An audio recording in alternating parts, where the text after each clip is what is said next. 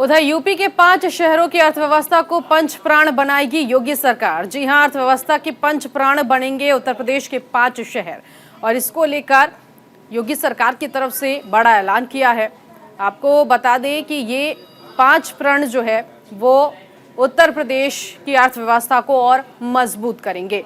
तो योगी आदित्यनाथ मुख्यमंत्री उत्तर प्रदेश के, जिन्होंने ये पंच प्रण जिसका ऐलान किया है। अब ऐसे में आपके जहन में ये सवाल उठ रहा होगा कि आखिर ये पंच प्रण क्या है, यानी कि 5 प्रण क्या है। तो चलिए जल्दी से आपको बता देते हैं कि आखिर ये 5 प्रण कौन से हैं जो कि मुख्यमंत्री योगी आदित्यनाथ ने बताया, और ये पंच प्रण लेने के बाद कैसे यूपी जो है वो अर्थव्यवस्था के मामले में मजबूत होगा। तो एक नजर में ये अब आपको चलिए बता देते हैं कि आखिर वो पंच प्रण क्या है। $1 ट्रिलियन इकोनॉमी को लेकर देखिए, योगी के 5 प्रण यूपी को और विकसित करने के लिए 5 प्रण लिए गए हैं। और इन 5 प्रणों में वो कौन कौन से प्रण हैं? लखनऊ, कानपुर, वाराणसी, नोएडा और प्रयागराज पर स्पेशल फोकस रहेगा सरकार का। इसके साथ साथ आपको बता दें कि इस पूरे मामले को लेकर GIS 23 में शहरों की योगी सरकार ब्रांडिंग करेगी, प्रचार करेगी और प्रचार करने के साथ साथ अलग अलग जगहों पर बताएगी भी कि आखिर कैसे अर्थव्यवस्था को मजबूत करने की तैयारी सरकार की है। कानपुर को रोबोटिक्स और ड्रोन सिटी के रूप में विकसित किया जाएगा, यानी इसे उभारने की कोशिश की जाएगी आने वाले वक्त में। लखनऊ को AI सिटी के तौर पर विकसित किया जाना है। तो ये पंच प्रण में शामिल है और ये अर्थव्यवस्था को मजबूत करने के लिए ये जो फैसले हैं वो सरकार की तरफ से लिए गए हैं। तो कुल मिलाकर $1 ट्रिलियन इकोनॉमी के लक्ष्य को प्राप्त करना, 5 प्रण जो है वो लखनऊ, कानपुर, वाराणसी, नोएडा और प्रयागराज का नाम यहाँ पर दिया गया और GIS 23 में इन शहरों को शामिल किया गया है। अब सरकार जो है इन शहरों की ब्रांडिंग करेगी, प्रचार करेगी और इसके साथ ही साथ ER&D, IT और ITES, AI और रोबोटिक्स और ड्रोन सिटी के तौर पर इन शहरों को आने वाले वक्त में जाना जाएगा। इसके लिए ये जो तैयारी है वो योगी सरकार की तरफ से की गई है। नीरज इस वक्त मेरे सहयोगी जुड़ गए इसी खबर पर आगे की जानकारी के लिए। नीरज, पंच प्रण लिया गया सरकार की तरफ से, यानी कि 5 प्रण लिए गए हैं। आने वाले वक्त में जिन शहरों का नाम हमने दिखाया और बताया, वाकई कहा जा सकता है कि स्मार्ट सिटी के तौर पर उभर कर नजर आएगा और अर्थव्यवस्था में मजबूत होगा। जी बिल्कुल, देखिए उत्तर प्रदेश की पहचान विश्व पटल पर बनाने के लिए सरकार ने ये पूरी योजना बनाई है। उत्तर प्रदेश के 5 शहरों को इसमें चिन्हित किया गया है, लखनऊ, वाराणसी, प्रयागराज, कानपुर और इसके अलावा नोएडा।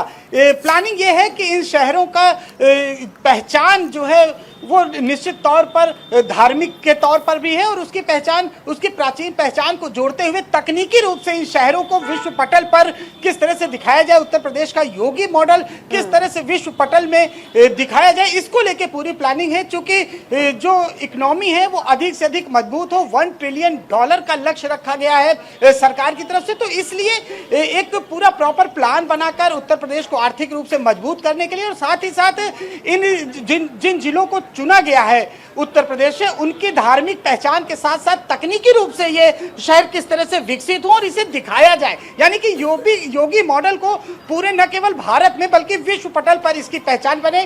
ग्लोबल इन्वेस्टर समिट 2023 में ये सारी चीजें देखने को मिलेंगी और उसके लिए प्रॉपर प्लान बनाकर सरकार काम कर रही। तो कहा जाए आने वाले वक्त में उत्तर प्रदेश एक नई पहचान के साथ विश्व पटल पर अपनी जगह बनाने वाला है। ऐसे में नीरज, जिन शहरों को पंचप्रण में शामिल किया गया है स्मार्ट सिटी के तौर पर, आने वाले वक्त में हम वाकई देखेंगे जिस तरह से लक्ष्य रखा गया है।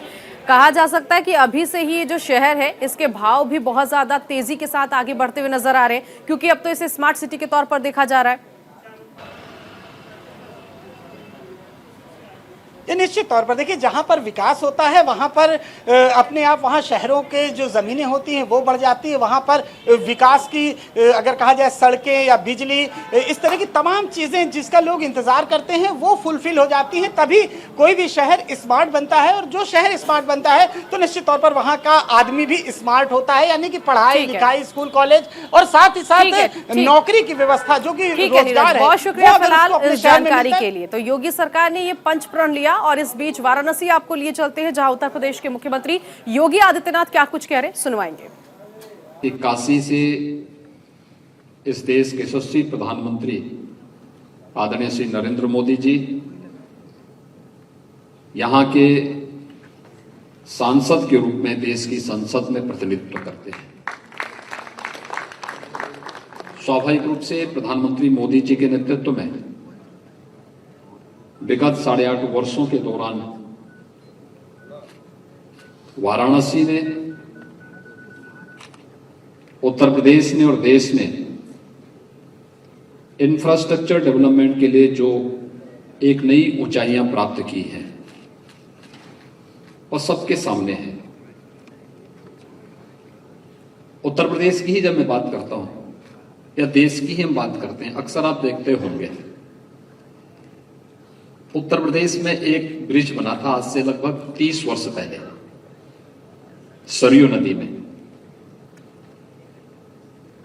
उस पे हर वर्ष रिपेयरिंग का कार्य करना पड़ता है। ऐसे आप पटना में जाएंगे, आपको यही देखने को मिलेगा, उसका एक लेन तो हमेशा रिपेयर में रहता है। एक दिखाता कि प्लानिंग का अभाव, अगर उस समय टेक्नोलॉजी का उपयोग करते थे, कोई पीएम गतिशक्ति प्लेटफॉर्म मौजूद होता तो संभवतः ब्रिज का निर्माण कहां पे होना है